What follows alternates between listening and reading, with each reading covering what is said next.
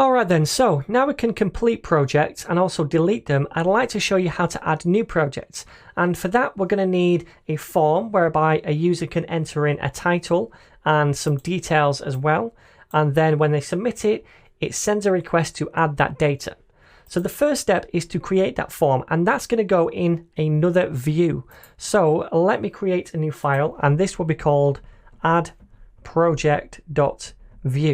And inside here, I'm going to boilerplate it by typing out view and selecting this first option.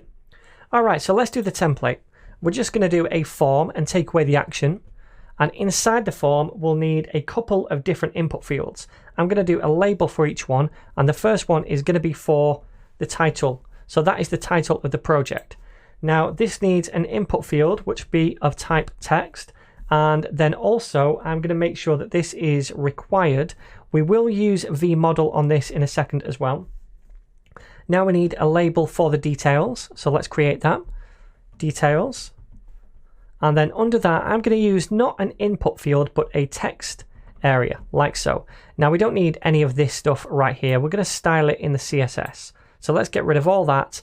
And then the text area is going to also be required. And by the way, we can still use a vModel with text area, much the same way we can do with input fields. So now let's create the data down here so we can hook vModel up to these two fields.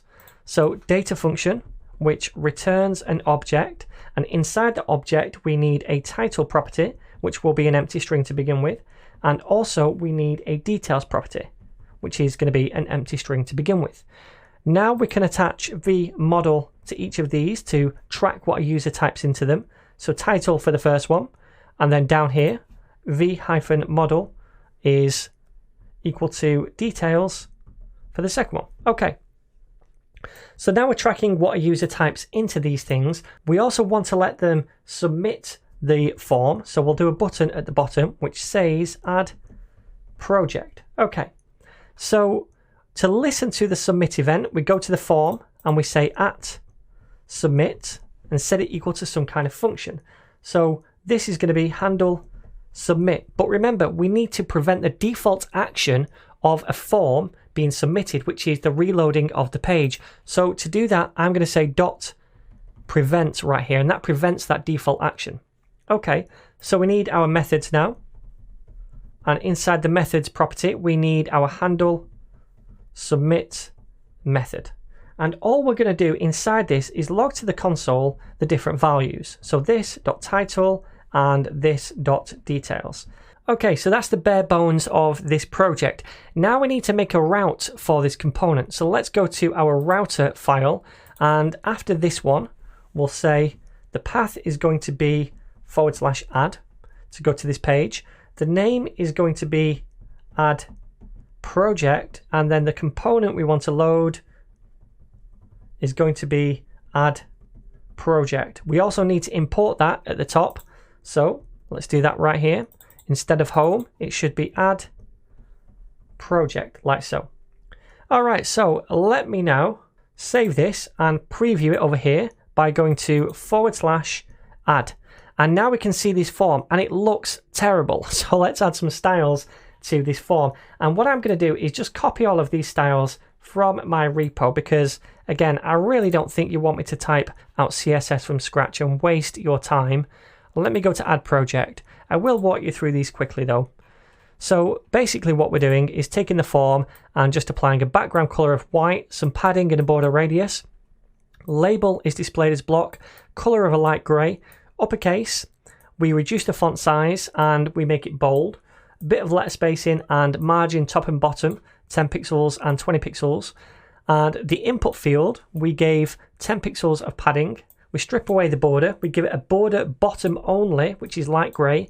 The width is 100%, and the box sizing is border box. So the whole width takes into consideration the padding and the border. The text area, very similar.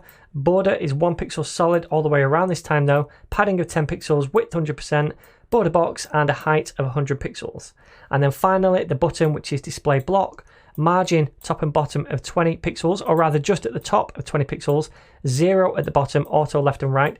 The background is that green color. The color of the text is white, bit of padding, border 0, border radius of 6 pixels, and the font size is 16 pixels. And remember, if you want to get all of these styles, all you need to do is head on over to the course files, which are on GitHub, and you just need to select the lesson 63 branch and find the correct file, add project. They're all down here, so you can just copy and paste them. All right, so now hopefully this is going to look a bit better if we save it. And voila, it does look better.